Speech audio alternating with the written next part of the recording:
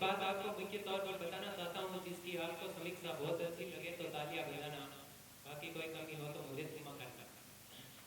जिस प्रकार देखते हैं कि युवा संवाद कार्यक्रम हम मनाने के लिए एकत्रित हुए हैं, तो जब युवा की बात आती है तो स्वामी विवेकानंद जी का नाम सर्वप्रथम हम उच्च कड़ी में लेते हैं। तो स्वामी विवेकानंद जी की प्रथम बात थी कि युवा को अपना एक लक्ष्य निर्धारित करना अनिवार्य होता है। अगर उसके पास लक्ष्य नहीं है तो वो किसी विषय पर अपना पूर्ण नहीं दे पाएगा। तो उसी हिसाब से स्वामी विवेकानंद की मैं आपको एक प्रथम बात बताना चाहता हूँ। स्वामी विवेकानंद जी एक बार अपने आश्रम में बैठे थे ध्यान साधना में, तो उनके पास एक युवक आया और कहा, स्वामी जी मैं मेरे किसी काम को पूर्णता से नहीं कर सकता, मैं बीच में थक जाता हूँ, रुक जाता हूँ, इसका मुख्य कारण क्या है, आप मेरे को स्पष्ट जवाब दीजिए। तो स्वामी जी ने कहा कि आप एक मेरे ये कुत्ता है टोमी, इसको थोड़ी दूर एक रोटी का टुकड़ा रखा हुआ है उसके पास, उसको खिला के लाइए। तो उस व्यक्ति ने ऐसा ही किया। तो वो व्यक्ति गया, उस कुत्ते को लेके थोड़ी देर में वापस आ गया। तो स्वामी जी ने कहा, आप इस कुत्ते को रोटी खिला के ले आए? तो व्यक्ति ने कहा, स्वामी जी मैं नहीं खिला के लाया। तो कहा, देखो आप तो बहुत शांत लग रहे हो, लेकिन ये कुत्ता बहुत बड़बड़ाया हुआ है, हाँफ रहा है, इसका कारण क्या है? तो उस व्यक्ति ने कहा, स्वामी जी मैं तो मेरे सीधे रास्ते पर चल रहा था, लेकिन ये कुत्ता कभी बिल्ली देखी तो इधर भागा, कभी इधर भागा, तो ये बीच में हाँफ गया, ये अपने रोटी लक्ष्य तक नहीं पहुंच पाया। तो स्वामी जी ने कहा, देखो व्यक्ति, यही आपकी जिंदगी का सार है कि आप अपने लक्ष्य तक नहीं बैठ पाते, क्योंकि आप हर चीज में कभी इधर जाते हो कभी उधर जाते हो, तो नहीं ध्यान लगा पाते हो। तो अपना एक लक्ष्य बनाइए।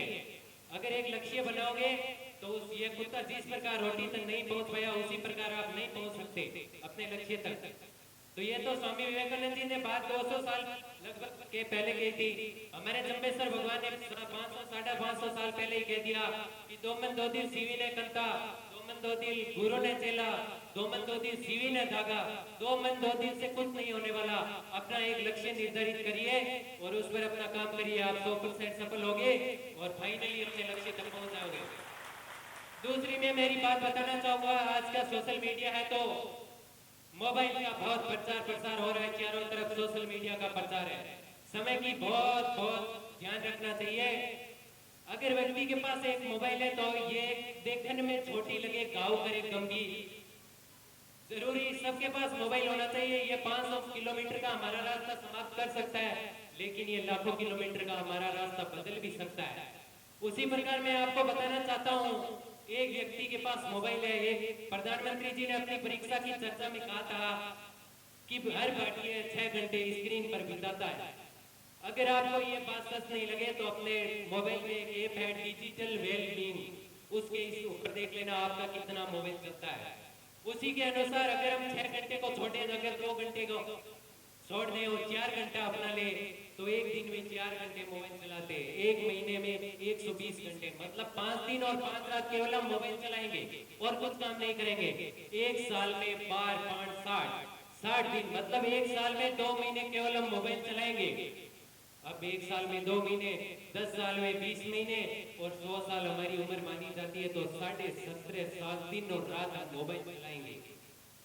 अब ये सोचने वाली बात है, आज के दिन हम मोबाइल को लेके बैठ जाइए और 2040 में मोबाइल को लेके छोड़िए, हमारी क्या हालत होने वाली है, उस पर हमको चिंता करनी चाहिए।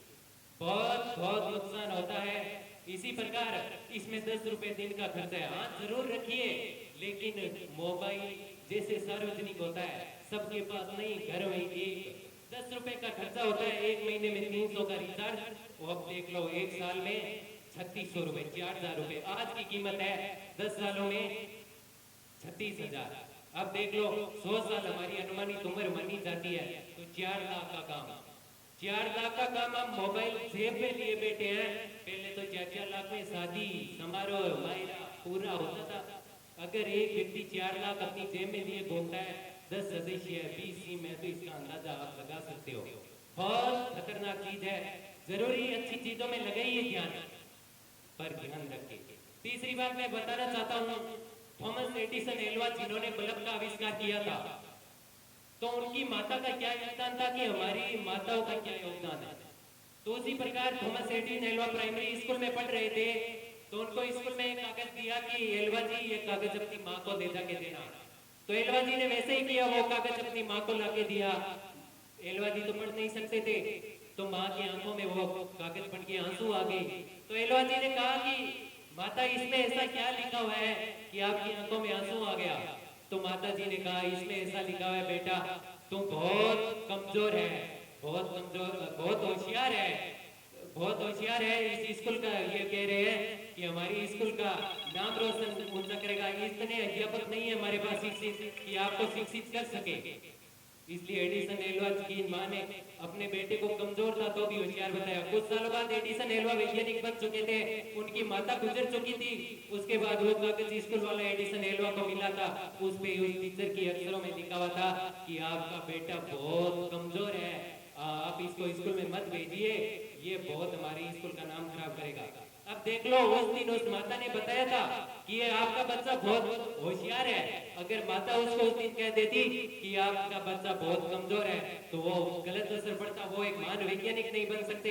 एल्वा जी ने कहा कि एक माँ अपने बेटे को, अनपढ़ बेटे को वैज्ञानिक बना सकती है। आप गूगल पे फोन में देख लीजिए कि एडिसन एल्वा अशिक्षित लिखा हुआ आता है, कहीं शिक्षित लिखा हुआ नहीं आता है। यही कारण है। अंतिम और मैं एक बात के माध्यम से दो बात कहना चाहता हूँ। अगर मानो हमें यहाँ मुक्ति धाम मुकाम जाना है यहाँ से, तो हमने अगर हमारा सही रास्ता चुना, बीच में जो चिन्ह लगे हुए उनको देखते हुए चले, जो बुजुर्ग बैठे हैं उनको पूछते चले कि भाई मुक्ति धाम मुकाम कितना दूर है।